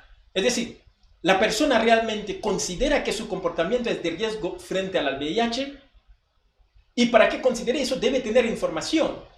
Es algo como secuencial. Y por último, ¿qué tan consciente es la persona sobre sus habilidades para controlarse? Es decir, ¿qué tanto sabe la persona sobre cómo o qué hay que hacer para protegerse frente a la enfermedad? Y vamos a ir un poquito más rápido, vamos a ir omitiendo algunos datos. Eso lo vamos a ver al final. Yo creo que no nos queda mucho tiempo, aunque empezamos un poquito más atrasado. Tenemos 2 horas y me está quedando como 30 minutos. Voy a ir un poquito más rápido. Antes de abordar todo eso, vamos a ver qué sucedió, qué pasó con el VIH en Chile, o con los datos en los últimos años. Si nos fijamos acá, vamos a ver la situación epidemiológica actual del VIH. En los meses anteriores, o más o menos al inicio de del año 2019, el año pasado, hubo todo un escándalo sobre el VIH y los migrantes, discursos que atribuían el aumento de los casos de VIH en el país a los migrantes. Incluso salieron algunas autoridades a decir que los casos de VIH aumentaron por culpa de los migrantes, aunque desde mi punto de vista hubo un aprovechamiento político del caso brutal. Pero vamos a ver qué dicen los datos. Vamos a ver qué dicen los datos oficiales, datos que suministraron estas mismas autoridades. Del 2010 al 2018, en total, fueron detectados 39.268 casos de VIH en el país entero. Es decir, en ese intervalo entre 2010 y 2018. De esos 39.268, 15% de ellos fueron detectados en inmigrantes, 85% en chilenos. Ahora, para serle franco, lo ideal para mí sería no dividir a la población infectada por esa plaga que es el VIH. Cuando digo plaga en el sentido de una pandemia que ha ido afectando muchos países, etc., entre nacionales y no nacionales, no dicotomizar tanto la infección. Si bien para evaluación, para datos como datos epidemiológicos al momento de elaborar, de planificar en salud, etc., es importante, pero suministrar ese dato, clasificándolo por nacionalidad, yo creo que no hace más que aumentar la discriminación, por varios motivos. Y vamos a ver que la discriminación y los prejuicios son muy importantes al momento de hablar de riesgo o de predisposición a contagiarse. Hay muchos países en donde lo hacen así. Por ejemplo, en Francia, por ejemplo, si bien las autoridades tienen los datos separados por nacionalidad, por varios indicadores, etcétera, variables, etcétera, no lo publican como, por ejemplo, los algerinos tienen tanto porcentaje, los marroquíes tanto, los congoleños, etc. No lo hacen así, porque ellos dicen que eso no hace más que aumentar la percepción de discriminación o la discriminación, incluso la segregación, incluso los prejuicios, discriminación, segregación hacia una comunidad en específico. 15% de 85. Es como decir que si nosotros consideráramos esos datos solamente, podríamos decir que el riesgo de que un inmigrante, partiendo desde esos datos, se contagie de VIH teniendo relación con un chileno es 8 veces mayor que el riesgo de un chileno contagiarse de VIH teniendo relación con un inmigrante. Partiendo de esos datos. Es decir, es al revés en el sentido de riesgo de contagio. ¿Por qué? Porque si tú tienes una población, en ese caso, no analizándolo en profundidad, y vamos a verlo más adelante, si la distribución de una enfermedad en dos grupos específicos es de 85% por un grupo y 15% por el otro grupo, si bien analizándolo por grupo, por separado, puede significar mucho para este aún siendo menor, pero en términos de riesgo al momento de exponerse uno con el otro, o en ese caso de tener relaciones sexuales, aumenta más para el que tiene menor concentración de la enfermedad en comparación al que tiene mayor concentración de la enfermedad. Pero vamos más lejos. Vamos a ver. Hay algo que se conoce como efecto marco o sesgo de encuadre. ¿Qué significa eso? En el año 2018, de los 6.947 casos detectados durante el año 2018 solamente, el año que se armó todo un escándalo, que se llegó a decir que fueron detectados 6.947 casos. De ellos, 4.468 fueron detectados en pacientes nacionales, en chilenos, y 2.537 aproximadamente, si no me equivoco, en extranjeros. Si bien si tú lo comparas, por cada 2 casos detectados en los extranjeros, en los chilenos fueron detectados 1 caso en los extranjeros. Si tú lo comparas en términos de porcentaje de la población que ocupa los inmigrantes, nosotros, en la población general, es muchísimo más en lo extranjero. Pero no tanto como para decir que los extranjeros son responsables del aumento. Y eso lo salieron a defender, a decir incluso el Colegio Médico Chileno, la asociación de los, bueno, no sé, el gremio de los infectólogos acá, los expertos, etcétera, dijeron claramente que el aumento del VIH en Chile no obedece a la presencia de los migrantes. Incluso dijeron claramente lo que estoy diciendo.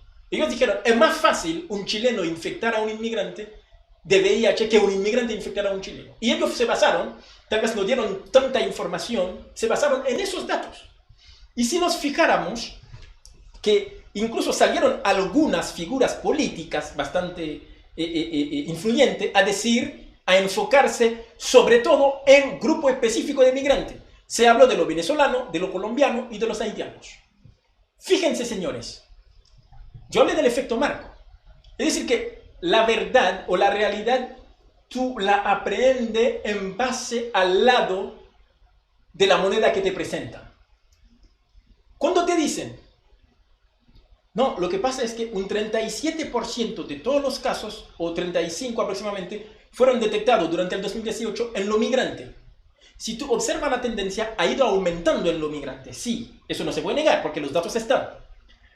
Pero si te dicen, por ejemplo, que basándome en esos datos, eso no refleja la realidad general, ¿por qué? Porque digo, hay mucha gente tal vez que tenga la infección que no lo saben, no lo sepan. Si nos fijamos acá en el caso de los haitianos, y basándonos en esos datos que hay, podríamos inferir o deducir que en Chile la cantidad de haitianos con VIH hasta el 2018 es de 288. Es decir, 288 en total de pacientes VIH haitianos sobre una cantidad de haitianos de 179.338. Si tú analizas eso de forma aislada, te vas a dar cuenta de que la incidencia y prevalencia, es decir, que la cantidad de casos nuevos detectados durante el año 2018, que en ese caso pasaría a ser la cantidad total de haitianos con la enfermedad en el país, ni siquiera llega a 300 casos. Pero te hicieron entender, sobre todo en la prensa, creer que hay muchos haitianos infectados por el VIH y hay muchos colombianos y muchos venezolanos, cuando en realidad no es tal. Por ejemplo, en el caso de los haitianos, si comparamos en términos porcentuales dentro de la comunidad haitiana, la cantidad de haitianos, el porcentaje de haitianos dentro de la comunidad haitiana, con VIH nos vamos a dar cuenta de que aproximadamente por cada 1000 haitianos hay 1.6 que tiene infectado. Es decir, de cada 1000 haitianos en Chile, 1.6 tiene VIH. Es decir, de cada 10.000, 16 tiene VIH. Y si nos trasladamos al lado de la realidad de Chile, nos vamos a dar cuenta de que de cada 1000 chilenos, 34 tiene VIH en Chile. ¿Qué significa eso? Eso significa que si comparamos ambas comunidades, la comunidad chilena y la comunidad haitiana en Chile, nos vamos a dar cuenta de que en términos porcentuales hay más chilenos que tienen VIH en Chile que haitianos dentro de la comunidad haitiana que tiene VIH. Es decir, una vez más, partiendo de esos datos, podríamos deducir que es más probable que un haitiano se contagie de VIH teniendo relación con un chileno que un chileno contagiarse de VIH teniendo relación con una haitiana o con un haitiano. Es decir, que completamente al revés de lo que nos han ido explicando. Vamos a ir avanzando. Pero, ¿por qué aumentaron los casos tanto? Además de los valores que nos han mostrado, está el hecho de que también en los últimos años se ha ido aumentando la cantidad de test que se le ha ido aplicando a la gente. Vamos a ver. Si analizamos la tendencia en términos de porcentaje, cómo ha ido aumentando el VIH en el país, en términos de porcentaje año por año, nos vamos a dar cuenta de que así también ha ido aumentando la cantidad de test que se ha ido haciendo año por año. Es decir que, por ejemplo, en el año 2011 hicieron 889.637 tests en general, detectaron 3.471 casos en total. Y se ha ido aumentando 2012, 2013, etc. Y también ha ido aumentando los casos diagnosticados. ¿Qué nos dice eso? Si uno analiza, lo compara en términos porcentuales, se va a dar cuenta de que probablemente ese aumentado no obedece a la llegada de los migrantes o tampoco obedece a que los chilenos se han descuidado más en comparación a los años anteriores, sino que obedece al hecho de que en los años anteriores las autoridades chilenas habían descuidado mucho la población en cuanto a la aplicación del test, al test de detección de la enfermedad. ¿Qué significa? Significa que de haberse aplicado la misma cantidad de test que aplicaron en el 2012, en el 2011, habrían detectado la misma cantidad de personas positivas en el 2011. Lo que significa que en realidad los casos probablemente que fueron detectados no son casos nuevos, sino casos que por culpa de una cierta laxitud por parte de las autoridades no se pudieron detectar a tiempo o anteriormente. Vamos a ir avanzando porque tenemos que terminar. Voy a ir rápidamente en el caso de Haití. Pero eso no explica o no impide que Haití sea el país con la mayor prevalencia de VIH de América. Tenemos 1.9, junto con Jamaica, Guyana Francesa, si no me equivoco, las Bahamas, etc. 1.9. Pero fíjense, y yo creo que ese dato es importante al momento de querer analizar el comportamiento o el posible factor de riesgo en la comunidad haitiana y al momento de implementar política pública específica en cuanto a la propagación o a la prevención del VIH. En Haití, el VIH es más prevalente en las mujeres que en los hombres. 2.3% de las mujeres entre 15 y 49 años en Haití son VIH positivas. Y las mujeres y los hombres 1.6%. Pero uno se podría preguntar, ¿pero por qué entonces es mucho menor en el caso de los haitianos acá en Chile? Obviamente por factores que nosotros intentamos explicar anteriormente. que al ser la población migrante, al tender a ser más educada, más joven, más educada y con un poder adquisitivo superior en comparación a los nacionales que están en su país, obviamente el riesgo disminuye o la prevalencia disminuye en ello. Pero fíjense que, a diferencia de lo que sucede en Chile, en Haití la mayor prevalencia por tramo de edad se encuentra entre las personas entre 45 y 49 años de edad, 4.5%, que es mucho. En Chile la prevalencia de VIH está en 0.6%, mucho menor. Es decir que casi cuadruplicamos la prevalencia de VIH en Chile en comparación a Haití. Es decir que en Haití la prevalencia, es decir, la cantidad, el porcentaje de la población que tiene VIH es casi 4 veces superior al porcentaje de población que tiene VIH en Chile.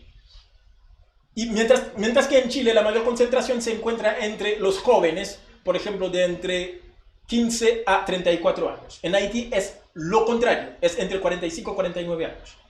Otro dato importante que y yo creo que es importante poner énfasis ahí es la prevalencia en los grupos de riesgo. En Haití, los hombres que tienen sexo con hombres tienen 12.9% de prevalencia. Es muy alto. También pero acá en Chile es más alto aún.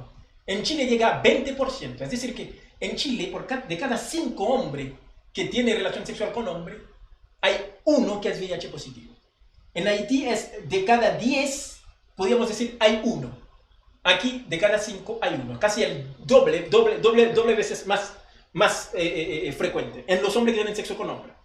En las trabajadoras sexuales en Haití es de 8.7, si no me equivoco en Chile es de 4%, pero hay un cuadro acá que lo compara.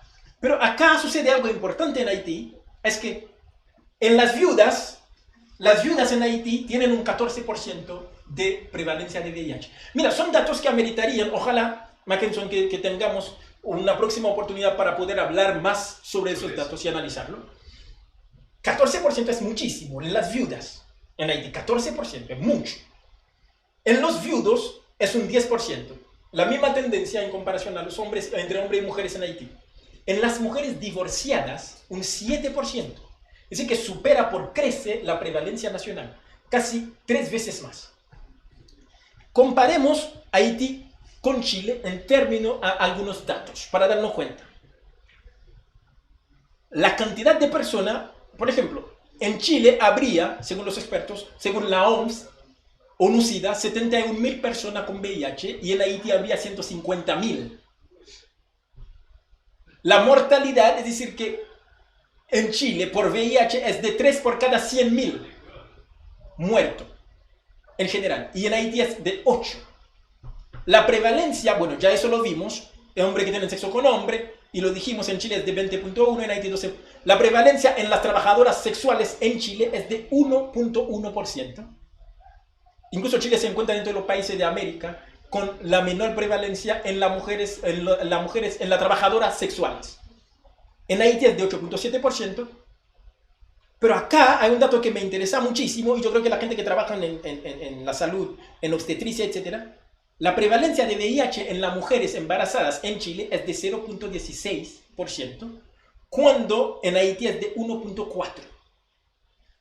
Lo ideal sería que se encontrara inferior a 1, lo más ideal, pero mientras más inferior, mejor. Y la tasa de transmisión vertical en las mujeres embarazadas a sus hijos, acá, menor a 3%, en Chile es de 1.3, en Haití es de 4.2. Y ese 4.2 representa una disminución brutal, a pesar de que esté muy alta en Haití, porque anteriormente teníamos 6.7. Ha ido disminuyendo. Ahora, ese dato de los 3.90 nos explicaría en cierta medida por qué en Chile, bueno, esos datos que tiene Chile, 87, 73, 88, es el país que mejor ha manejado el tema del VIH, considerando esos datos de América Latina. No es el país que tiene la menor prevalencia en América Latina, no, sino que es el país que mejor ha manejado el VIH, a pesar de todos los problemas que ha habido y de todos los cambios, de todos los avances que hay que hacer. Eso le puede parecer raro a mucha gente, pero es la realidad. Así lo dicen los datos. Ningún país de América Latina, incluso ni siquiera Estados Unidos, ha podido, por lo menos hasta ahora, alcanzar esas cifras. 87% de la persona diagnosticada, 73% de lo diagnosticado en tratamiento y un 88% con la carga viral muy baja. Es decir que a Chile, a pesar de todas las falencias, de todos los errores, de todas las cosas que hay que mejorar, desde mi punto de vista, le ha ido bien en comparación a los otros países de América Latina, aunque eso no significa que no hay que avanzar. Y eso es lo mismo que nosotros acabamos de explicar. Y, por último, terminar ahí, creo que es importante considerar la parte que dice relación con los factores culturales en el manejo del VIH, que implican no solamente culturales, sino administrativos, organizacionales en los países. ¿Por qué? Porque las representaciones culturales en salud, la forma de que el haitiano se relaciona, entiende qué es salud, enfermedad, el VIH, etc., no necesariamente va a ser y no es la misma que hay en Chile. Por lo tanto, es importante, es de mucha relevancia considerar que hay que priorizar en el contexto de los haitianos, sobre todo en lo que respecta al VIH, el sistema de salud haitiano, que se divide en 3 sistemas: medicina criolla local, folclórica popular, la biomedicina, esa es la medicina que mayormente se practica en Chile, de las investigaciones, los médicos, las enfermeras, la matrona, etc. Las iglesias como recurso curativo, ojalá que podamos en algún momento posterior hablar de ello.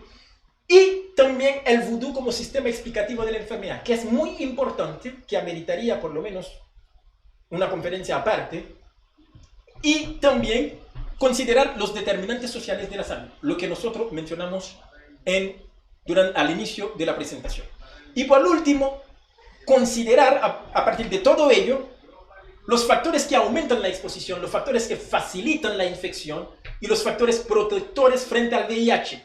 No solamente la educación, en ese último caso, sexual, la fidelidad o abstinencia o el uso del condón, sino también la percepción o la idea o cómo el haitiano entiende el VIH, cómo entiende lo que es enfermedad o lo que es salud, o también cómo es la dinámica de relación social en la sociedad haitiana o en la cultura haitiana, con tal de ir facilitando el acceso a los programas, el acceso al sistema de salud o el cambio de comportamiento en ese grupo específico de migrantes. Para terminar, quiero decirle que todo lo que nosotros mencionamos anteriormente no significa que los migrantes haitianos representan o tienen una carga de la enfermedad mayor, y lo hemos demostrado, que a todo lo contrario.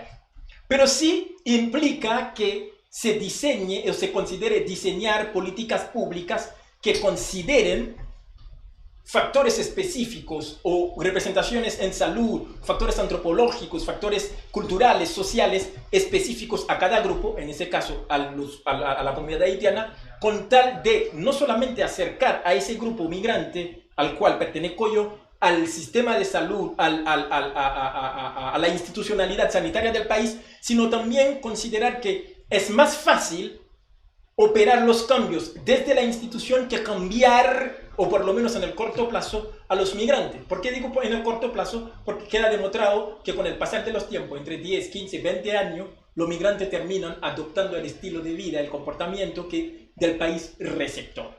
Y quiero terminar con eso. Acuérdense de que es importante, lo único mortal del VIH es no saber que lo tienes. Es decir, que lo más importante, o una de las cosas más importantes, es hacerse el test. Aquí en Chile uno se puede acercar a cualquier centro de salud, sobre todo los centros de salud públicos, y solicitar el test del VIH, y la ley le garantiza muchos derechos. Tiene que ser voluntario, la confidencialidad, el resguardo de su información, etc. Y para los que lo están viendo, yo creo que sería ideal que revisaran un poquito la ley del SIDA, publicada en el año 2001, diciembre de 2001 si no me equivoco, o septiembre, que versa o que habla sobre el marco institucional o legal sobre el VIH. Si bien en Chile existe una ley del SIDA que se publicó en el 2001, un poquito atrasado, pero tengan en cuenta de que en Haití todavía no existe una ley del SIDA, por lo que aquello hablaría mucho sobre lo tan avanzada que está la sociedad chilena en lo que respecta al VIH en comparación a la sociedad haitiana. Bueno, muchísimas gracias, y ahora vamos a ver la pregunta, a ver si la podemos contestar.